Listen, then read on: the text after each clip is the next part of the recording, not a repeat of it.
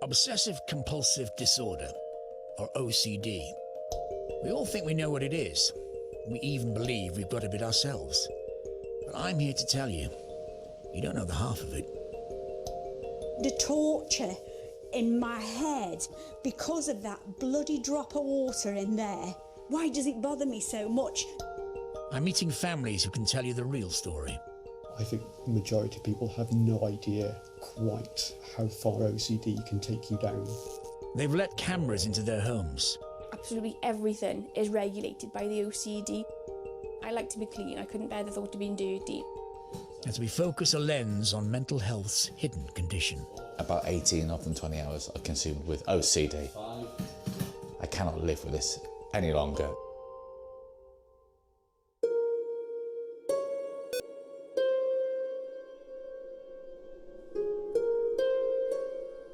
I've been a professional actor now for over 30 years, so performing on stage and screen is part of the course. But it's a journey I've done with a constant, unwelcome companion. I love my job, I love being an actor, but it's a real struggle because I suffer from a condition called OCD, obsessive compulsive disorder. For me, that means I can obsess about anything, from a stain on a page of paper to the fear I'll injure myself from simply sitting down. It's not exactly helpful when you're trying to do your job. Do you know what that is, son? Cowardice. Say that again. I remember this scene very clearly. We were filming on a building site, and this was the workplace, and it was particularly messy. It was, oil, grease. It was like stain central. The fear of getting dirty can compel me to carry out rituals to calm what I know are irrational thoughts. And I struggled with this. Fortunately, I had, the likes of Mikey, a very good friend of mine, and the crew. They were just really patient and understanding, but it was a struggle because I just have this constant noise in my head about, being surrounded by contamination, and it would be hard. I had to get up 3 times a night to care for a baby. I had to pick up a sobbing 8-year-old girl, rock her in my arms and tell her that everything was going to be all right. There are tens of thousands battling OCD in Wales alone. I'm off to meet some of them, to see how it's taking over their lives and how they're fighting back. Dion Gall lives with his family near Carnarvon. He's had OCD for most of his life. For him, his OCD is particularly painful. He's overwhelmed by intrusive thoughts that his family will come to harm. Yeah, she's gorgeous. 1 year forward, 1 backwards. Why are you doing these compulsions, Dion? What will happen? It's an overbearing feeling that something bad will happen to a loved one. For example, today, Danielle's gone swimming with school. If I don't do these neutralising behaviours, these habits, then he'll drown. He's compelled to carry out a series of rituals to prevent such thoughts coming true. I have a counting pattern of 5 and 4, being there were 5 people in my original family, dad, mum, brother, sister and me, and then now 4 being Dawn, me, Dominic and Danielle. So these check-in patterns have to be done in a 5 and 4 pattern, and then if anything goes wrong, I then have to then do that 5 and 4 thing 5 and 4 times, being 9 times 9. So again, Dion says that his rituals became so time-consuming they were taking up to 90% of his day. It was horrible to live with, only from the point of my frustration, because there was nothing that I could do to help him. I had over 500 separate neutralising behaviours, 500 separate OCDs. If I don't do this, what if something does happen? If it does, by pure chance, I'm going to blame myself. I've come back to my hometown of Flint, where I spent my school days. Looking back, OCD was always there, hidden away, although I wasn't diagnosed until my 30s. Now I'm keen to raise awareness. I even wrote a film on OCD and included a lot of my own experiences growing up. So when it came to choosing the actor to play the main character, he has to be Welsh, he He has to be brilliant. Well, it's a no-brainer. Has to be Michael Sheen. Habits? What? I just realised, habits. Wash my face, wash my hands, clean my teeth, rinse.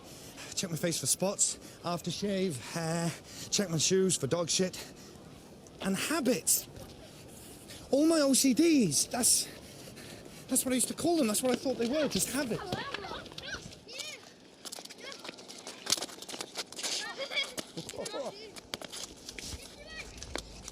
Great memories of kicking the ball around with my mates. But it was also the time when I first probably realised that I was different to the rest of the lads. Because for some reason, whenever I was past the ball, I felt compelled to check my flies to make sure they were done up. I now realise that was OCD. Back then, I just thought I was different and a little bit odd. And with that, obviously, came embarrassment and huge, huge anxiety. Because as much as I love playing the game, in a way, I hated being past the ball. OCD has a habit of hanging around. Sometimes it can take control. I've come to Bridgend to meet compulsive cleaner and Corrie fan Leslie and her daughter Tuesday. Hello. Hi, Leslie. Hiya. Tuesday. Hello. I'm Ian. Hiya. Pleased to meet you. Nice to meet you. I don't know if we should shake hands because of Okay. the... This is a no handshaking zone. I'm happy with that. We've been allowed to film in their house on certain conditions. This is how it works. Okay. If you lift one foot up Yeah. and put your foot in, Yeah. then you can put it down. Okay. And then lift the other one up. I'll put the bag on, then you can come in. I have to excuse There you my go. you have to excuse my muddy boot there. I was playing football with some kids the other day at my old school, so apologies for that. Oh, that's it, you can come in with that one come now. in with Yeah. this now. Yeah, Let's step lift in. this up Brilliant. and then down.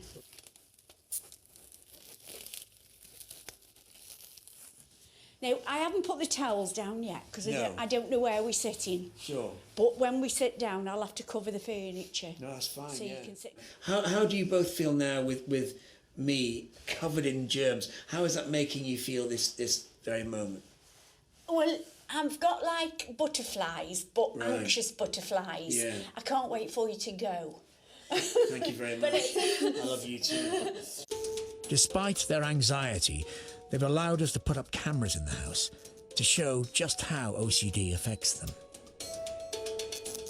But there's one or two more checks to do before today's interview. Finding horrible things on my radio lights. Oh my god. That was going to go down my jumper. I've missed anyway. Both have been diagnosed with OCD. For Leslie, the condition means she's compelled to constantly clean her house. You're safe to sit down now. Tell me how your day unravels. Well, I don't go to bed. I sleep on the settee for a start. Because the obsessiveness is on my mind all the time, I don't relax enough to go to bed. Because as soon as it's light, I need to get up and start. And I'm emotionally drained before I start because I know what I've got to do. You know. And start what exactly? Well, there's the hoovering, the dusting of the walls, or cleaning a cupboard. No one's been, but it's got to be done. And what about outside? I looked outside and I saw that even the paving stones and the gravel look clean. It's been bleached. What? The gravel's been bleached. You I bleached bleached the gravel, yeah. When it's raining, I'll get the bleach, a couple of bottles of bleach, squirt it all over the stones, and then go out with a big yard brush them all up, and they're all bubbly and frothy. I mean, I've said this before, I've said you can eat off someone's floor, but I'm now saying you can even eat off your gravel. I know. I've hoovered the shed and antibacterial inside the shed as well. There's nothing in my shed. For 27-year-old Tuesday, her OCD is different. Some people who have OCD think if I don't do this, then I might die or something bad's going to happen. I don't think that. I think that I'm dirty. So if somebody, were to tap me on the shoulder when I'm at work, then my shoulder's dirty, and then my arm's dirty, and the whole top of me's dirty, and it escalates.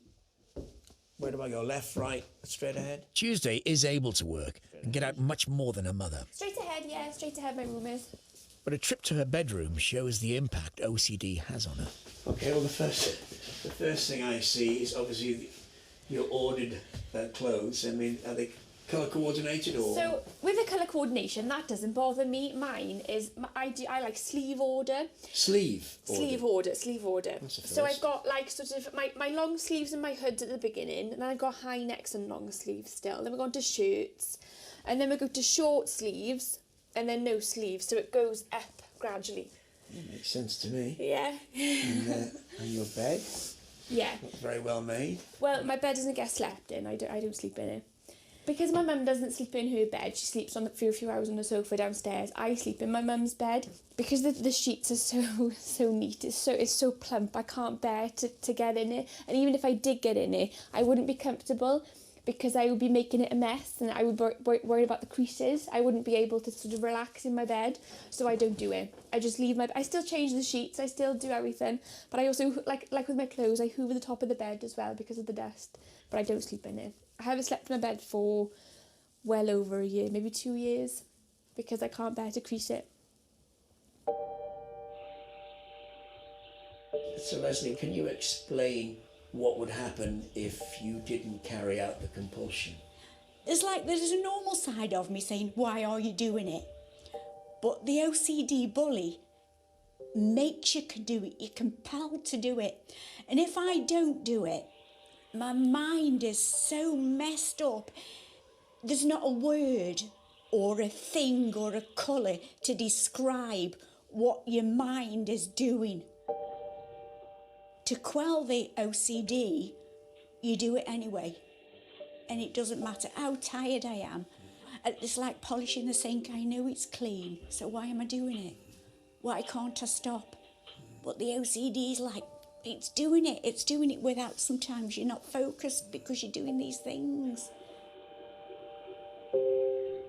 Both Tuesday and Leslie are on medication for their OCD.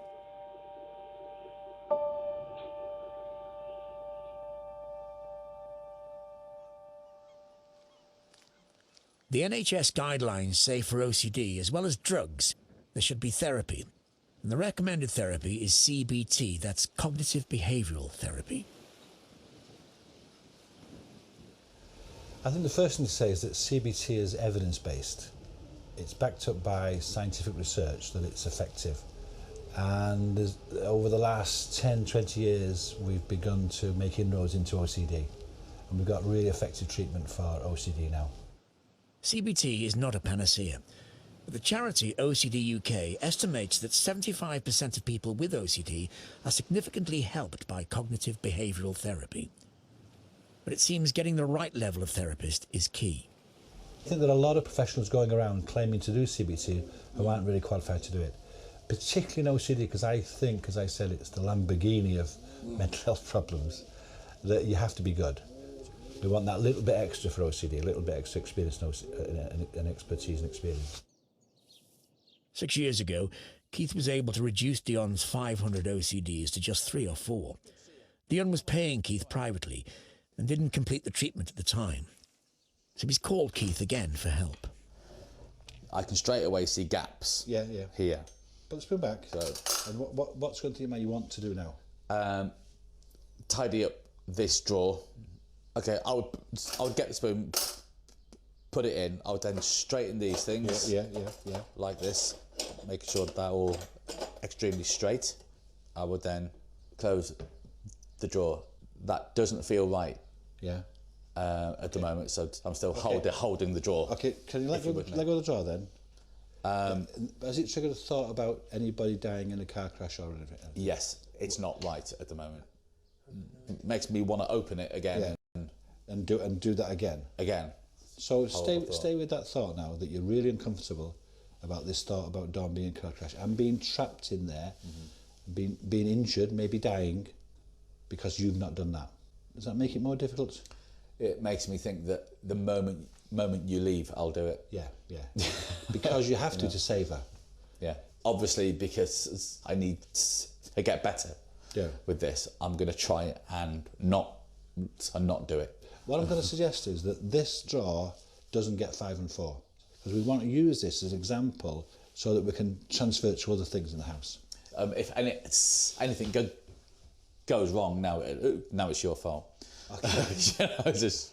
I know we laugh about it, but it's painful. Yeah, and when there's literally hundreds of them surrounding you and it's all around you and occupies 20 hours a day. Yeah. But you think the world's pretty dangerous, don't you? Just gets a bit much. Yeah. Do you feel bad now? Yeah. Don't like it. Dion's on a waiting list for help from the NHS, but from past experience, he says he has little faith he'll get the level of help he needs. Even if you're lucky enough to find a CBT therapist on the NHS who is an accredited therapist who has knowledge of CBT for OCD, if you're lucky enough, then you only get between 6 and 8 sessions, which is useless. It's utterly useless. Something you've had for 30, 35 years cannot be solved in such a short space of time. Dion's health board said the average number of CBT sessions is 20, and they're working hard to reduce waiting times. There we go. CBT is available for OCD on the NHS, and I've come to Carmarthen to Hywel Health Board to see the results. I'm meeting therapist Amy and her patient, whose rituals to control his violent, intrusive thoughts just became too much. He didn't want to be identified. I was up to over 8 hours a day doing the rituals, which, when trying to fit in a life, drives you to the edge. I didn't want to go on anymore, and I actually put a load of tablets out ready to finish the pain. After a couple of interviews with various psychologists or therapists, Amy was assigned to me, and she saved my life. Do you really believe that? Absolutely. 100%. John has actually got to the point where he's been able to return to work. John was spending 8 hours doing these repetitions. We're now at the point where John is actually spending 1 hour of his day. For him, that's a huge, enormous improvement. In my opinion, it's vital, and they need to give it resource because it is saving lives. It saved mine.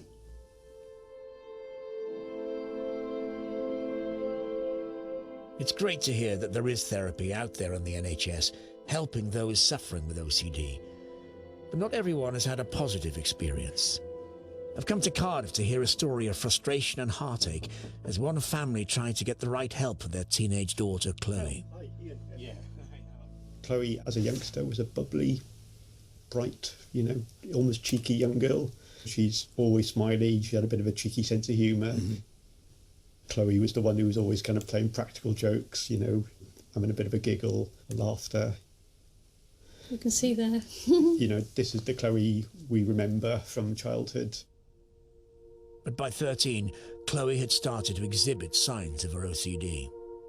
She started to become really, really obsessed with her hair, clamped to the mirror, fiddling with her hair, but not in a vanity sort of way. Chloe was given support by the Child Mental Health Services, but her OCD became so severe she was admitted to hospital as an inpatient. In desperation, her parents asked the NHS for a second opinion. They say it took 18 months, but they did get it. Chloe was assessed again, this time by one of the UK's leading CBT specialists.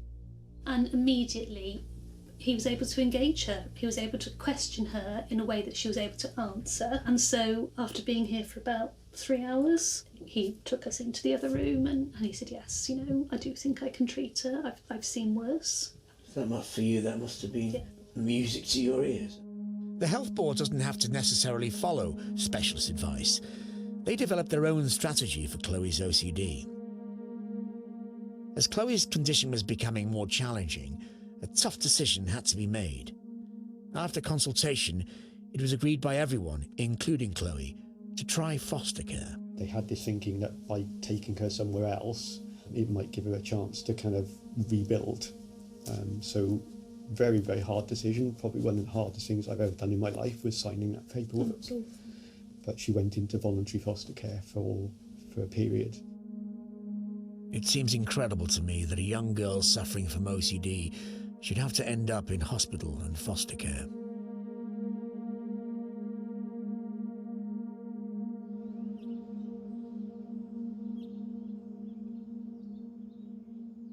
In Bridgend, there's been a crisis. Tuesday popped out to buy a takeaway coffee for her mother and has spilled it in the car. Oh, this is horrible, horrible for you.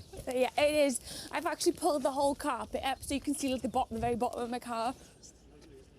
I'm not sure how I'm going to get it clean enough for me to be satisfied, so it's worrying me a little bit. I'm going to wipe it as much as I can now, and then maybe I'm thinking once it's dried I'm going to get the steam cleaner on it, antibacterial spray to get the smell of coffee out. I'm not sure. My mind's going sort of 100 miles an hour at the minute. I can hear it. I can hear it whirring. Yeah, you can hear it going over. I'm thinking of things I can do to make me satisfied that the coffee's gone and my car is clean again. It's really bothering me. Despite the smiles, the incident is obviously stressful for Tuesday. Keeping her car and herself clear of germs must be a constant strain. I notice you holding on to your wet wipe. Yeah. Is that with you much of the day then? Is the wet wipe with you much of the day? It is, yeah. A lot of time that my right hand, because I have one in my hand constantly, my skin peels, sometimes my knuckles bleed as well. Tuesday, what do you hope for? I did go to uni, I got a degree, and I've always planned on having a career and money, and I've always wanted to travel the world. But that in itself is sort of a problem, because I couldn't imagine getting on a bus, let alone a sort of aeroplane and a train and things like that.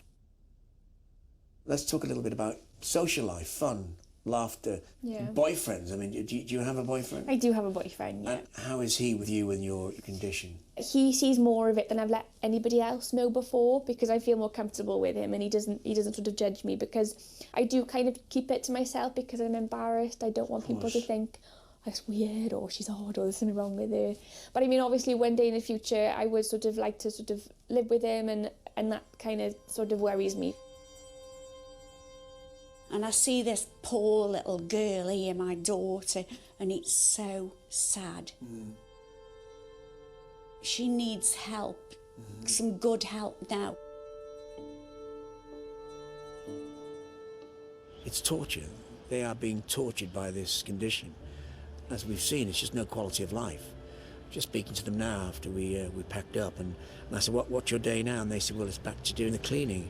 Tuesday will spend about 4 hours with the car, and Leslie will get back to where she left off in the house. I found that quite upsetting. Tuesday and Leslie have had some therapy in the past, but say it didn't work for them. Could the correct level of therapy be the key to free them from their OCD bully? But here's the thing. Wales has a shortage of accredited CBT therapists. In England, they have 3 times as many per head. Well, people with mental health problems in Wales have been done a disservice.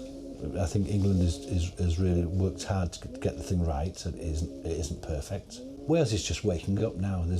Just about now in some health boards, people are starting to say, oh, we need to get more psychotherapists. And it's just starting to seep into the culture that we must do that. 10 years ago in England, around £200 million was spent training more therapists. There are signs things are changing in Wales too. So many of you will be working with people who have OCD. This course at Cardiff University is a step in the right direction, but it's the only one of its level in Wales. It'll take more courses like this to ensure the NHS have enough CBT therapists to meet the need. Many sufferers like Dion pay for private treatment.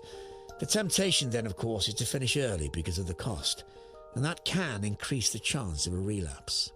OCD comes back with force so quickly, you have no idea. It's like a plague, it just takes over you.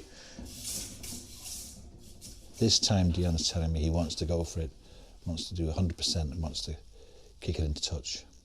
Trying again, new fresh time again now, and let's get completely free this time, let's hope, with a lot of hard work and cost, unfortunately, because as I say, there is little help on the NHS for this. Believe me, I've tried. What Dion would like would be for the NHS to pay for Keith. But there are no health boards in Wales currently using private practitioners for OCD. And what about Chloe Borman? Her foster care didn't work out and she returned home. This January, she was admitted to hospital again. If only somebody could have seen her at the right level, right at the beginning, who knew what they were talking about and knew what they could do, I reckon she could have been saved from a lot of the suffering. She could end up relying on the NHS for another 50 years. I'm sure that's going to cost far, far more. It's so cruel. The illness is so cruel. What gets me is it's been 5 years. 5 years of real suffering. And it's so frustrating because there is treatment out there for them and they just haven't had it. And that was heartbreaking. It's so cruel to listen to that.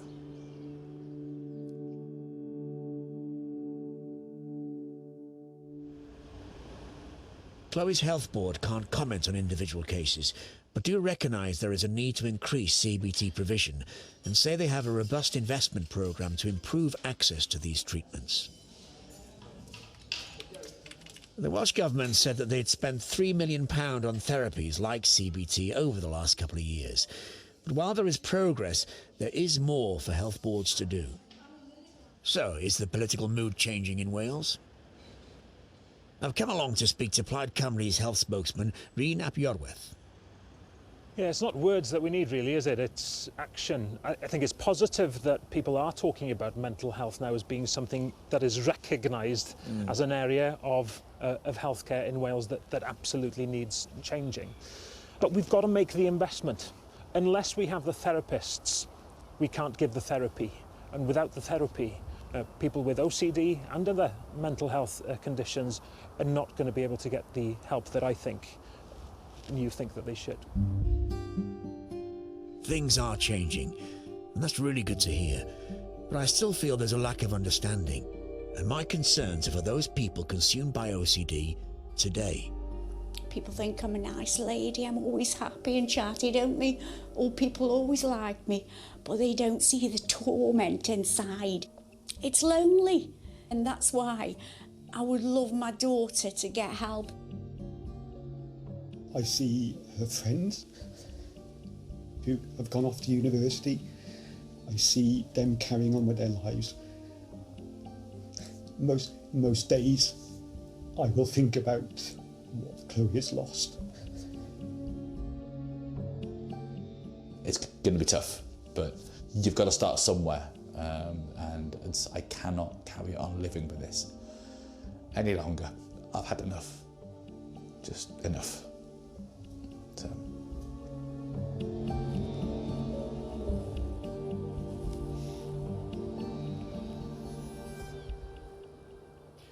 Do you know, I've met some wonderful people on my journey around Wales. And I've heard some truly heartbreaking stories. And some of the struggles I've recognised myself. But I can't help feeling that there are too many people being let down.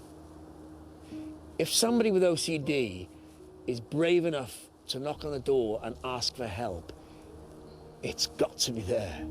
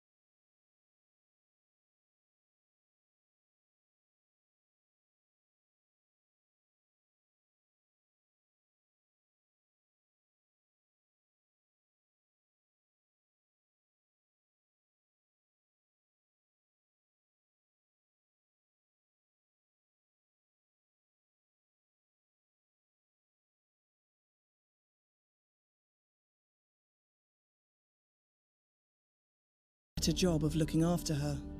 I worry, is my daughter still going to be